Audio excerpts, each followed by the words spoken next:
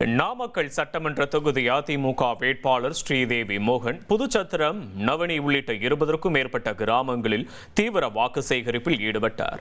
அப்போது பேசிய அவர், மேட்டூரிலிருந்து வீணாக செல்லும் காவிரி உபரி நீரை கொண்டு வந்து புதுச்சத்திரம் பகுதியில் உள்ள ஏரி குளங்களை நிரப்புவதே தனது முதல் இலக்கு என உறுதியளித்தார்.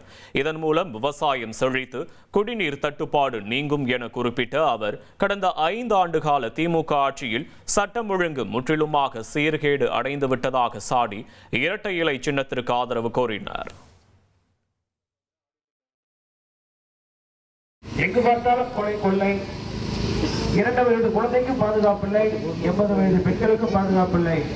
இது போன்ற ஒரு கீழ்த்தரமான கேடுகட்ட அரசை இதுவரை தமிழக மக்கள் பார்த்திருக்க மாட்டார்கள். நமது புதுச்சத்திரம் ஏரியாவுக்கு அந்த தண்ணீர் கண்டிப்பாக வரப்போகிறது.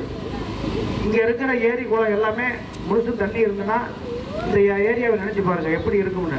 எல்லா இடத்துலையும் விவசாயம் நல்லா இருக்கும், பச்சை பசேர்னு இருக்கும், விவசாயிகள் நல்லா இருப்பார்கள். எனக்கு இரட்டை இலை சின்னத்தில் வாய்ப்பு அளிக்க வேண்டுமா உங்களை அன்போடு கேட்டுக்கொள்கிறேன். நன்றி, வணக்கம். இனி செல்லும் இடமெல்லாம் செய்தி.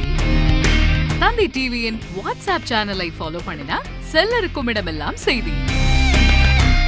இதோ QR கோட் இப்பவே ஸ்கேன் பண்ணுங்க, ஃபாலோ பண்ணுங்க.